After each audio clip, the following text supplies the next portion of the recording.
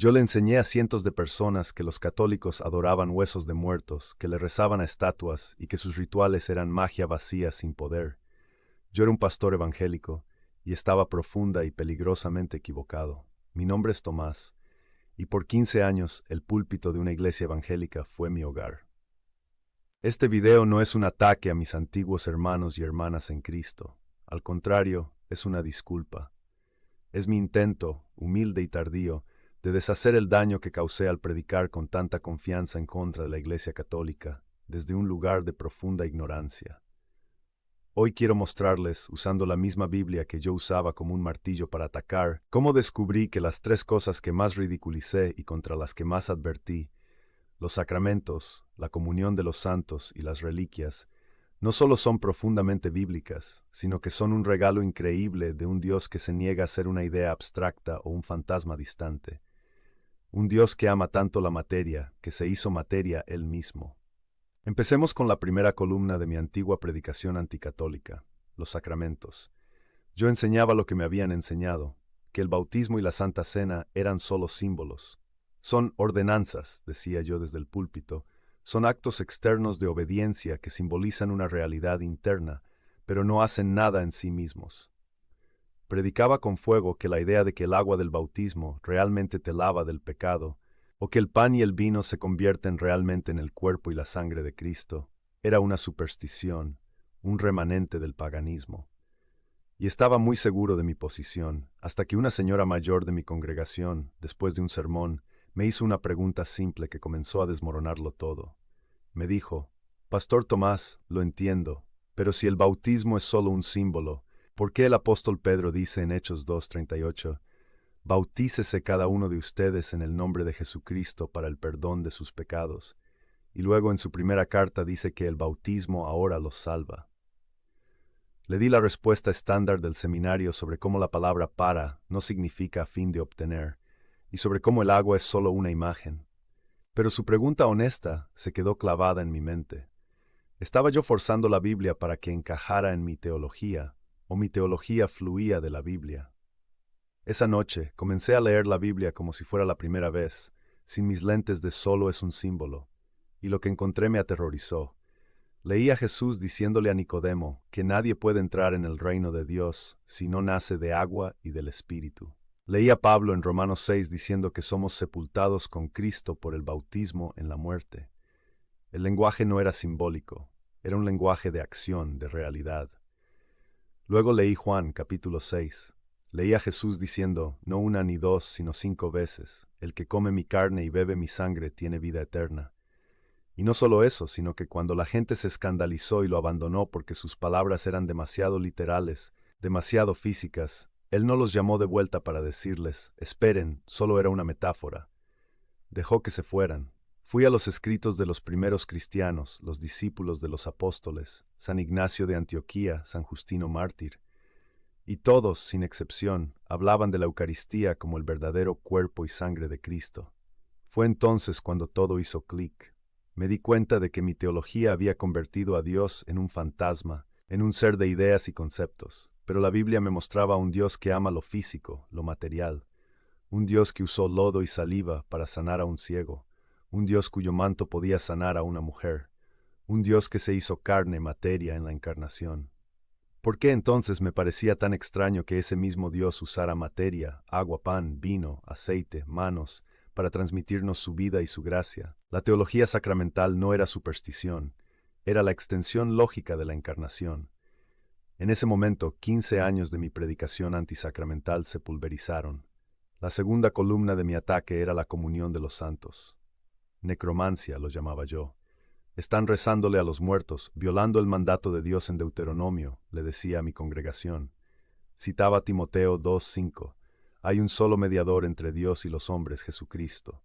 Y lo usaba para probar que pedirle a María o a los santos que oren por nosotros era una herejía que le robaba la gloria a Cristo. Yo pintaba a los católicos como gente extraña que le daba la espalda a Jesús para hablar con estatuas. El problema comenzó cuando estaba preparando un sermón sobre el libro de Hebreos. Llegué al capítulo 12, versículo 1. Por tanto, nosotros también, teniendo en derredor nuestro tan grande nube de testigos. Siempre había predicado que esos testigos eran solo ejemplos del pasado, pero la palabra griega para testigo es martis, de donde sacamos nuestra palabra mártir, y el texto dice que nos rodean. La imagen no es de gente en un libro de historia, sino de una audiencia en un estadio, observando, animando. Empecé a tirar de ese hilo. Si están en el cielo con Cristo, están más vivos que nosotros, no muertos. Y si están vivos, ¿qué están haciendo? La respuesta me golpeó como un rayo cuando leí Apocalipsis, capítulo 5, versículo 8. Describe a los 24 ancianos en el cielo delante del Cordero, y dice que tienen copas de oro llenas de incienso, que son las oraciones de los santos. Tuve que leerlo 10 veces. Los que están en el cielo, los santos, están ofreciendo a Dios las oraciones de los que estamos en la tierra, los santos. Eso es intercesión. Está ahí mismo, en la Biblia. Entendí mi error garrafal. Confundí la mediación única de Cristo con la intercesión de los miembros de su cuerpo. Jesús es el único mediador, el único puente entre Dios y la humanidad. Nadie niega eso. Pero en esta vida nos pedimos oraciones los unos a los otros todo el tiempo. Si yo le puedo pedir a mi amigo que ore por mí, ¿por qué no le puedo pedir a San Pedro o a San Pablo, que están vivos en Cristo y en su presencia directa, que oren por mí con una eficacia mucho mayor? De repente la iglesia dejó de ser solo la gente dentro de mi edificio. Se expandió. Se convirtió en una familia inmensa, gloriosa, unida por el cuerpo de Cristo, una familia que trasciende el tiempo y la muerte. Mi predicación antisantos se basaba en una visión anémica y desintegrada del cuerpo de Cristo. Se hizo polvo. Y eso me lleva a la tercera columna, la que para mí era la más extraña y la prueba definitiva del paganismo católico, las reliquias. Adoración de huesos, lo llamaba con burla. Me reía de ello. ¿Cómo puede un pedazo de hueso o un trozo de tela tener algún poder? Eso es magia, es un fetiche. Estaba convencido de que no había nada en la Biblia que pudiera justificar esta práctica macabra. Hasta que estaba estudiando el Antiguo Testamento y leí un pasaje que había leído 100 veces, pero que nunca había visto realmente. Está en 2 Reyes, capítulo 13. Unos israelitas van a enterrar a un hombre. De repente, ven a unos invasores y con pánico arrojan el cuerpo en la tumba más cercana, que resulta ser la del profeta Eliseo.